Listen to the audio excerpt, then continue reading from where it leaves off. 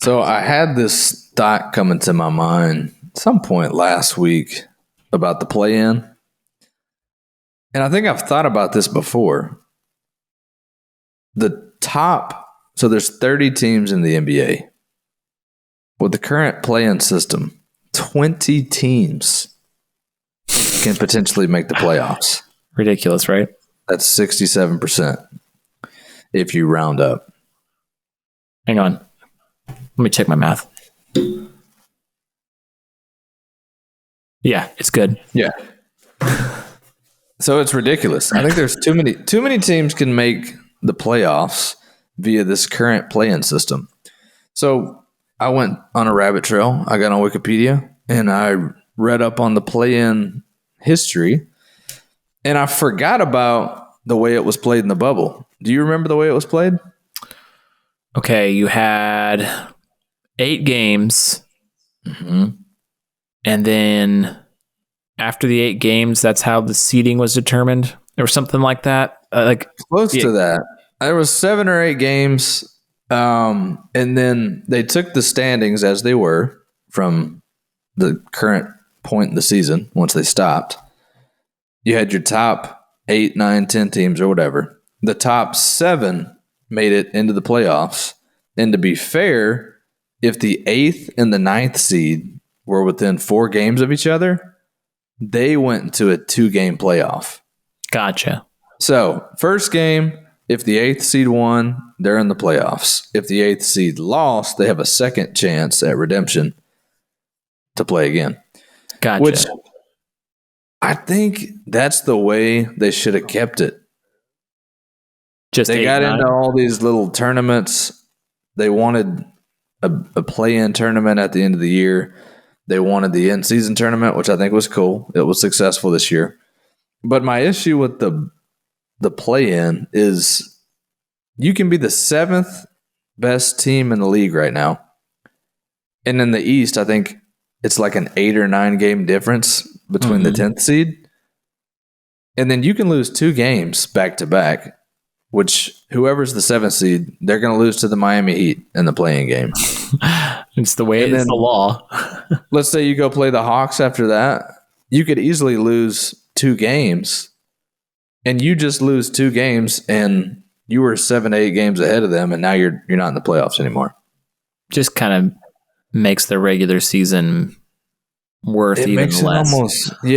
And they wanted it to be worth more. They wanted teams to not be able to tank and have the opportunity to get into the playoffs. But so what I think's happening too is like the guy whose jersey's behind you. Like last year, were the Lakers in the play-in? They were, right? Or they made it to, they won the 7th seed. So I think they were 8th, and then they won the play-in game. Yeah, so I think what LeBron's doing tactically is pretty brilliant. Like, he doesn't care about the regular season. He just wants to make it in the playoffs. And the play-in, it's like, I don't care. As long as I'm in the play-in, I got to win 1 game. I got to win 2 games.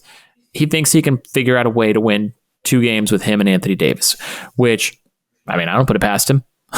Yeah. I think one of the greatest players ever and a perennial all-star should be able to win a couple games in a row if they need to. And so, is he really trying hard all season? No. Yeah. They just need to make the play-in. And then once you're in the tournament, he knows how to win. And so how do you feel like it's going? Like, what would you want to just change it to 8-9, or what would you I want to change it back. I just want to change it back. I want to change it to either do away with it and go back to the old days where, Stuart Scott is talking about who's going to make the 8th seed. You're chasing the little counter the last 3 or 4 weeks, or go to the way that they did it in the bubble. I think that's better, because then the top 6 to 7 teams are usually the top. They deserve to be in the playoffs, right? For sure. It's right when you get to that kind of 7th is a little borderline. 8 and 9, you're both kind of like, why are you even playing? Why are you even playing? They're probably going to lose the first round. But at least give those two the ability. If you're in the 10th seed, and looking back at some of the, 4 or 5 years ago, sometimes the 10th seed was already in tank mode. Right. They may have been 4 or 5 games behind the 9th seed. I'm like, if you're 30 and 52, you don't deserve to try to get into the playoffs. Right. So that's my take. I think you stick with the way you had it in the bubble. They're not going to go back to the old way. They're going to keep a play-in system. Too much money. Yeah, too much money, and people would freak out if they took it away. But it was brought out of necessity because of the times back in 2020. I don't think they needed to make it what it became after that, but I think it's here to stay. So, one change I would like to make, I don't like the fact that the division title doesn't really mean anything. I liked it better when ridiculous 3 seed was, you remember when the division winner would get the 3 seed automatically? Now it's been a while, but you would have, 56 win team be the 4 seed because in their division was a 60 win team. And was that back in the 2000s? Mm-hmm.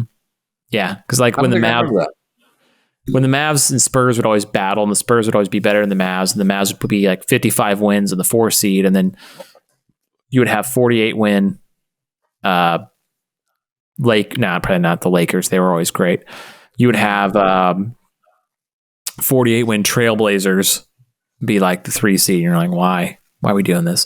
but like for me, I love the regular season, and I feel like they keep on expanding the playoffs to where they just don't make it worthwhile unless you're really gunning for home court. So in the top end, it is definitely a battle because you do want home court. But at the bottom end, it's kind of like, okay, I'm not getting home court. I'll sneak in the play-in. Yeah, 4 through 10 is kind of even. Yeah, this year. At least in the West. In the East, it's 1. It's like 1, 2, 2 after, the Celtics are 9 games up. Golly. They're pretty good. They're pretty good, that little team from Boston. Those little guys.